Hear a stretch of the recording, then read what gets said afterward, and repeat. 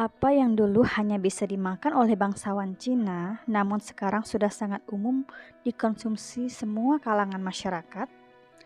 Ribuan tahun yang lalu di Kekaisaran Cina kuno terdapat makanan mewah yang hanya bisa disantap oleh kaisar, selir agung, dan bangsawan kaya raya pada masa itu.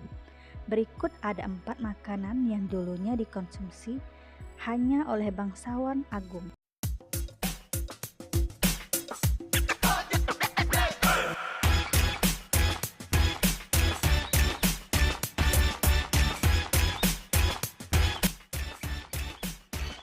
1. Daun bawang.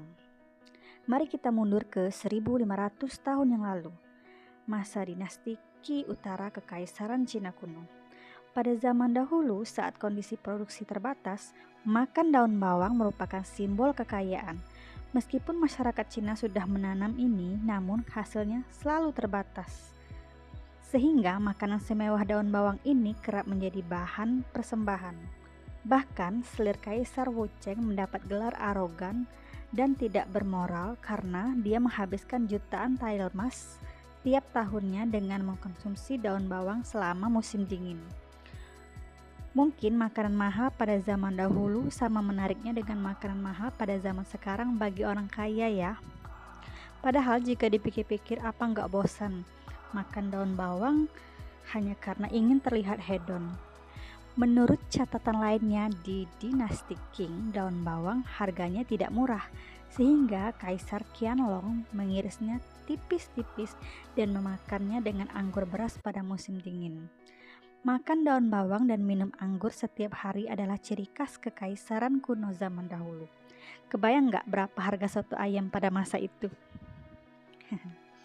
2. Semangka.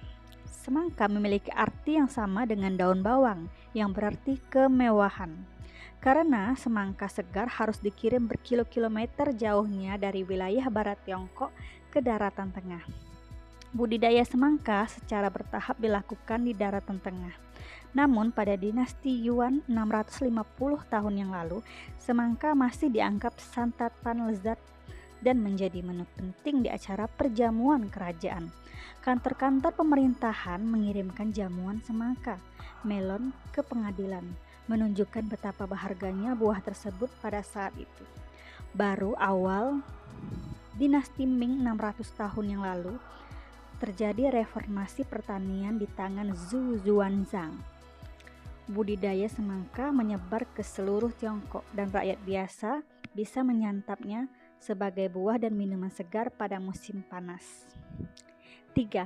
Kepiting. Dibandingkan semangka yang dulunya mahal, kepiting merupakan jenis makanan mewah eksklusif. Namun situasi kepiting agak khusus. Kepiting tidak mahal pada tempat asalnya, harganya hanya senilai 1 sen per ekor. Namun ketika keterbatasan transportasi, kepiting hidup dijual kembali di kota Bianjing atau sekarang disebut kota Kaifeng dengan harga 1 untai uang per ekor. Jika kita konversikan ke uang rupiah saat ini setara dengan 4,5 juta rupiah per ekornya. Dibandingkan sekarang harga kepiting hanya 80.000 hingga 100.000 per kilogram. Sebenarnya bukan hanya kepiting yang langka di daratan tengah, tapi juga ikan-ikanan, sehingga di pasar Beijing yang tidak hanya menjual ayam dan daging juga berjualan kepiting beserta ikan sangat kaya raya melebihi kekayaan menteri kekaisaran. Kekayaan pedagang di Beijing saat itu bisa mencapai puluhan juta dolar yang membuat bangsawan menteri kerajaan gigit jari.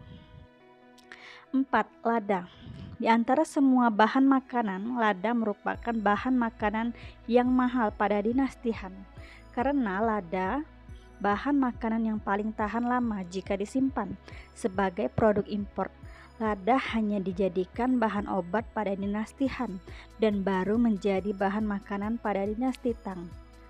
Harganya sangat mahal sehingga menjadi bumbu makanan untuk para bangsawan. Di Eropa pada saat yang sama, lada digunakan langsung sebagai uang. Kapal Eropa sering menggunakan lada untuk membayar barang. Bahkan kantong merica disebut dompet pada masa itu.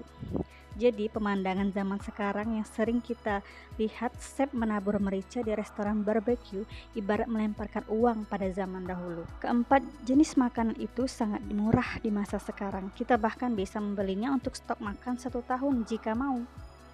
Jadi kita sekarang sama mewahnya dengan bangsawan di daratan tengah Tiongkok 1000 tahun yang lalu.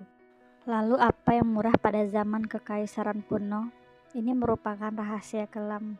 Yang murah pada masa itu adalah nyawa manusia. Nyawa selir-selir rendah kekaisaran bahkan lebih murah daripada rumput di padang pasir. Dan ini akan kita bahas di video selanjutnya. Semoga kamu semakin bersemangat mempelajari sejarah internasional. Jangan lupa bantu channel ini Arsila TV dengan menekan tombol like, comment, dan subscribe channelnya. Terima kasih.